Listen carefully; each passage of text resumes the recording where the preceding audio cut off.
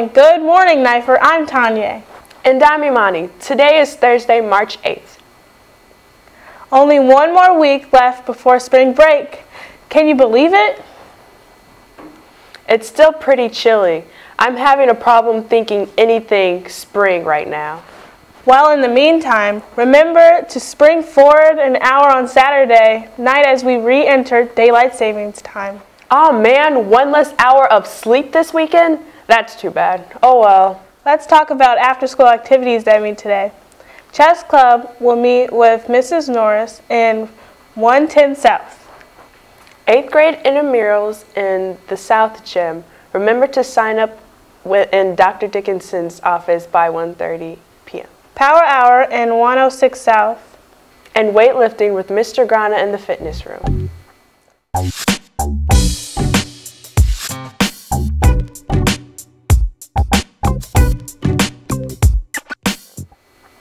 Eighth graders recently completed research projects on different forms of discrimination, either throughout history or within current society.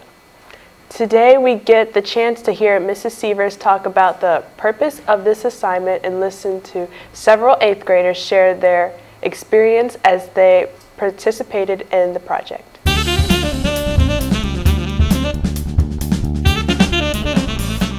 Well, there are going to be, first of all, somewhere around 220 posters hanging up in the hallways of Nipher. But topic-wise, I can't even really guess.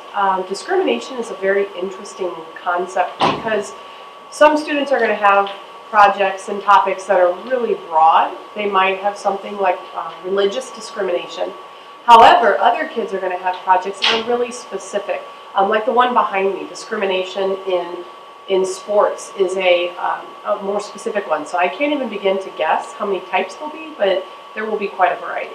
A few years ago, the 8th grade teachers sat down and we looked at what we traditionally taught, and we really noticed a pattern. We noticed a lot of our short stories and our novels really deal with characters facing types of prejudices and struggles, and we started looking at it in a bigger theme idea and really came across these big concepts of prejudice and discrimination and oppression, because we also studied the Holocaust in 8th grade.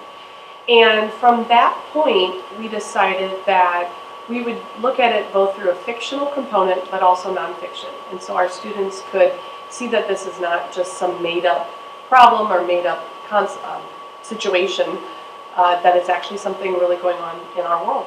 Truthfully, I think it's the discrimination that surprises you or angers you, or a type you didn't even know existed. I don't have a specific one I think that students need to learn. I think that if you understand that discrimination happens to one group, you'll understand that it can happen to any group. And as we move along year to year, there are different types of discrimination that appear and pop up, because it is, of course, something where one group who has power or the majority concept or rule over another group, they're able to do so. So I think the students need to pick the type that they think the world needs to know more about.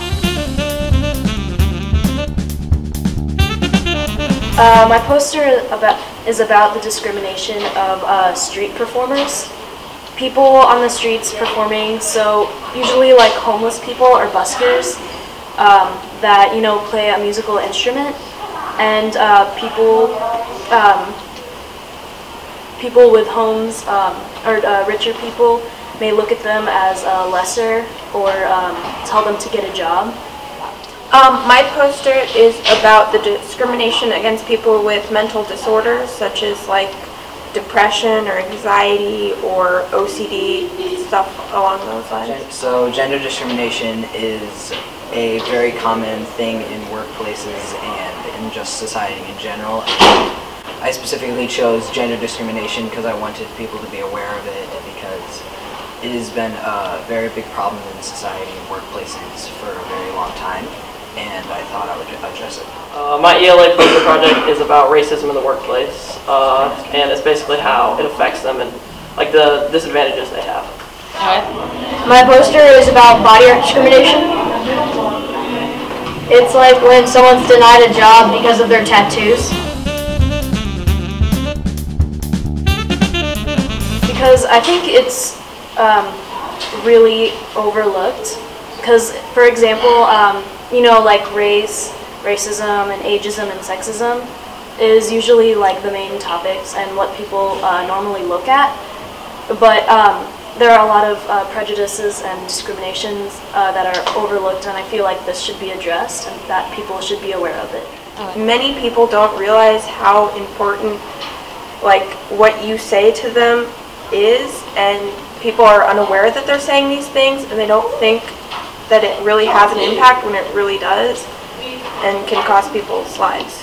I think it's important so people can go to work being paid fairly, and just being treated fairly in society and in the workplace in general.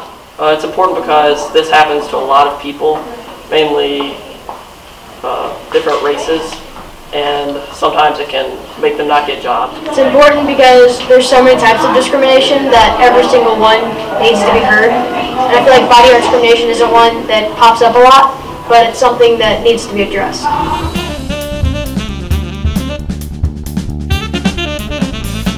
No, I have not been affected by it, and I do not know anyone that has been affected by it. Yes, I know a lot of my friends have, and I personally have.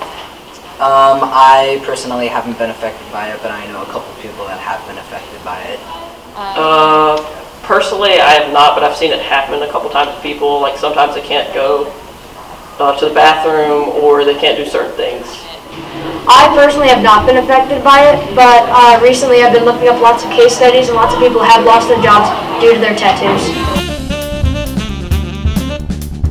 Monty, what did you research? I did national origin discrimination, to be more specific, Haitian discrimination. What did you do? I did animal discrimination, so speciesism. Overall, this was an amazing project and was so interesting to hear what other people researched. All right, Nipher, that's all for today. Thanks for watching. Have a great day, and remember, You belong at Nipher.